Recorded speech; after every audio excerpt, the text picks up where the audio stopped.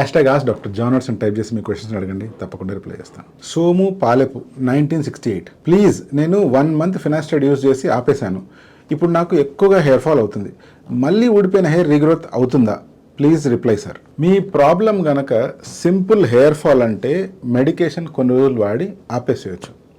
మీ problem ఇంకా బట్టతలు అయితే medicines అనేటువంటివి కొంచెం లాంగ్ టర్మ్గా వాడాల్సి వస్తుంది. మనకందరికీ జలుబుకి కానీ దగ్గుకి కానీ జ్వరం కానీ మెడిసిన్స్ వాడడం అలవాటు. అవి ఎలా వాడతాము అంటే ఈరోజు వేసుకుంటాము, ఒక వారం కల్లా తగ్గిపోతుంది, తగ్గిపోయిన తర్వాత మళ్ళీ మెడిసిన్ జోలికి వెళ్ళం, మళ్ళీ జ్వరం వస్తే టాబ్లెట్ వైపు చూస్తాం. సో అలాంటప్పుడు ఎవరికైనా కూడా కంటిన్యూస్గా మెడిసిన్ వాడాలి అంటే కొంచెం కష్టంగానే ఉంటుంది.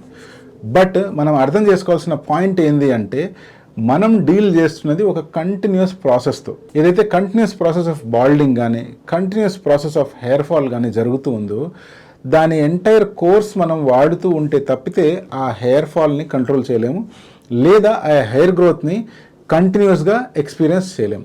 అందుకనే మీరు 1 month వాడిన తర్వాత ఆపేయంగానే మళ్ళీ హెయిర్ ఫాల్ అవుతూ ఉంది. సో ఇప్పుడు రాలిపోయిన వెంట్రుకల ప్లేస్లో మళ్ళీ హెయిర్ మొలుస్తాయంటే ఎస్, తప్పకుండా మొలుస్తాయి. కానీ ఒక పాయింట్ ఏంటి, ఇంత ముందులాగా థిక్గా మొలుస్తాయా అంటే దాన్ని గ్యారంటీ చేయలేం. అందుకనే నేను మరీ చెప్తూ ఉంటాను, మీరు మెడికేషన్ స్టాప్ చేసే ముందే ప్రాపర్గా అసెస్మెంట్ చేయించుకొని మీ డాక్టర్ దగ్గర క్లారిటీగా తెలుసుకోండి మీరు ఎన్ని రోజులు వాడాలి, ఎన్ని రోజులు వాడితే సరిపోతుంది, లేదా కంటిన్యూస్గా వాడుతూ ఉండాల్సిన అవసరం ఉందా అని. ఒకసారి మీకు అది తెలిసిన తర్వాత దెన్ మీరు ఆపకుండా ప్రాపర్గా వాడుకోండి. లేదా ఆపాలి అని అనుకునే ముందు ఒక్కసారి మీ డాక్టర్ని కలిసి అప్పుడే ఆపండి.